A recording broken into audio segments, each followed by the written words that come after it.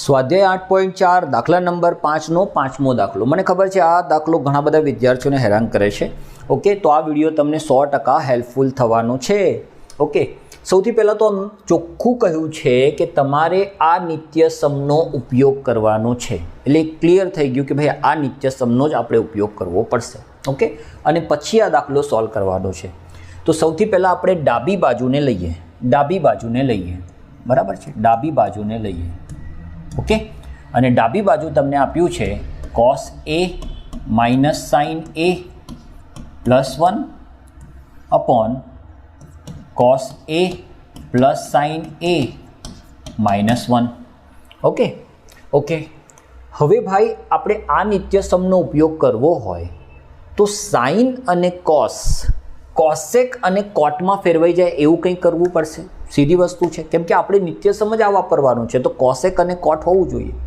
તો અહીંયા એવું શું કરીએ કે જેથી કોસેક અને કોટ આવી જાય. હવે કોસેક એટલે સાઇનનું વ્યસ્ત, એટલે 1 અપોન સાઇન જો હશે તો આપણને કોસેક મળશે, યસ. બીજું cos upon sine is equal to કોટ.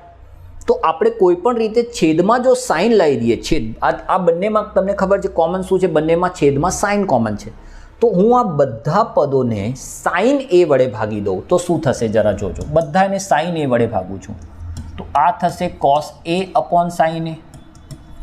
યાદ રાખજો અહીંયા જેટલા બી પદો દેખાય છે, ટોટલ 6 પદો છે, હું બધાને સાઇન એ વડે ભાગું છું. સાઇન એ અપોન સાઇન એ, બરાબર છે, અને પ્લસ 1 અપોન સાઇન એ. ઓકે, અપોન અહીંયા પણ એ જ કરીશું, cos a અપોન સાઇન એ, બરાબર છે, પ્લસ સાઇન એ અપોન સાઇન એ, બરાબર છે, અને માઇનસ 1 અપોન સાઇન એ. ઓકે, જોઈએ હવે આપણને શું મળ્યું. તો હવે આના ઉપરથી આપણને મળ્યું, તમે જો આ બંને જે છે એ કોનું સૂત્ર સૂચવે છે સર? એ કોટનું સૂત્ર સૂચવે છે.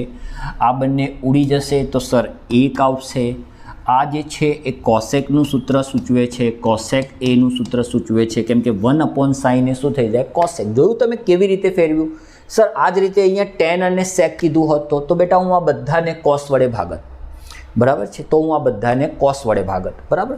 ઓકે, કોસ અપોન સાઇન, ફરીથી કોટ એ પ્લસ 1 માઇનસ કોસેક એ.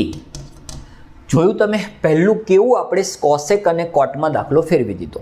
ઓકે, હવે બીજું કે મારે આનો ઉપયોગ કરવો છે. હવે એ ઉપયોગ કેવી રીતે કરીશ? તો અહીંયા બંનેનો સ્ક્વેર લાવવો છે.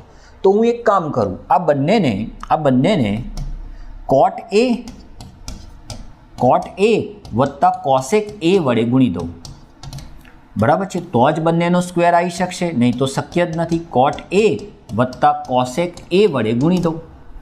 ઓકે સર, આ કરવાથી શું થશે? જોઈએ શું થાય છે. મને પણ ખબર નથી શું થશે.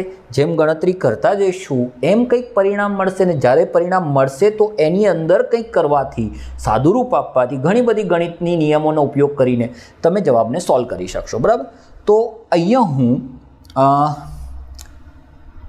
અંશને આપણે અત્યારે એમને રહેવા દઈએ.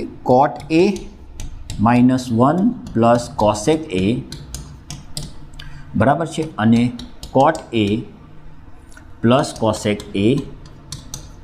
ઓકે, છેદમાં હવે આ કૌંસને આની સાથે ગુણીએ તો બોલો કોટ એ વત્તા કોટ એ શું થઈ જશે સર? કોટ સ્ક્વેર એ.